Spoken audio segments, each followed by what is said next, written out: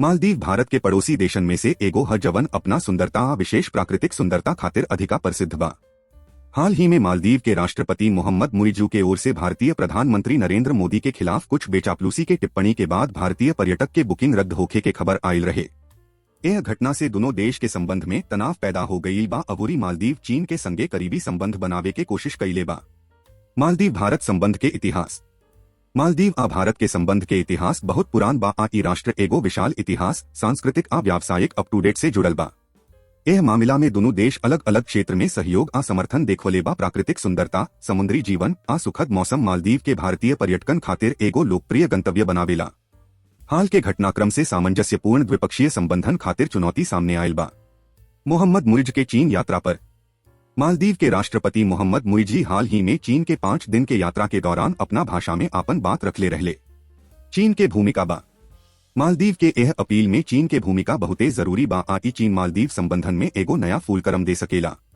आम तौर पर देखल जाता कि भारत के संगे व्यापार अबूरी राजनीतिक दृष्टिकोण से अब जमानत से मुक्त होखे वाला चीन अब दक्षिण एशियाई देश के संगे अबूरी सक्रियता दिखाई देता।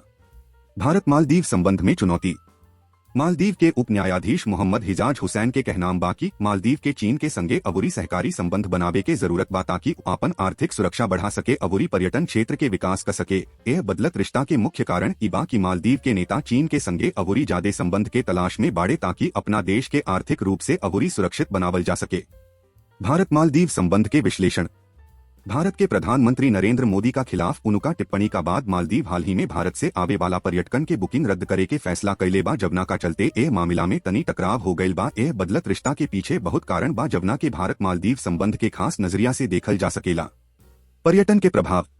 भारत मालदीव खातिर एगो महत्वपूर्ण पर्यटन बाजार उपलब्ध करावेला जवन मालदीव के आर्थिक उत्पादन में मदद करेला। मालदीव भारतीय पर्यटक लोग खातिर हनीमून आ यात्रा के पसंदीदा जगह हवे जे अपना सुंदर समुद्री जीवन, शांतिपूर्ण समुद्र तट आ आलीशान रिसोर्ट सब खातिर जानल जाला। एकरा अलावे भारत मालदीव के विकास में भी सकारात्मक योगदान देले बा।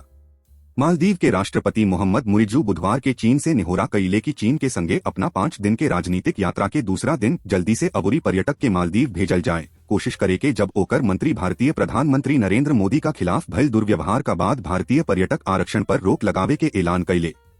यह तरह से मालदीव भारत संबंधन में हो रहल बदलत नजरिया के समझ के हमनी के देख सकेनी जाकि कैसे एगो छोट देश राजनीतिक आ आर्थिक क्षेत्र में दूगो बढ़न राष्ट्रन से आपन संबंध बदलले बा। चीन के साथे संबंधन में एगो नया दिशा देखे के एगो पहलू भी बा जवन आगे बढ़ के मालदीव के राजनीतिक आ आर्थिक रूप से एगो नया आकार दे सकेला।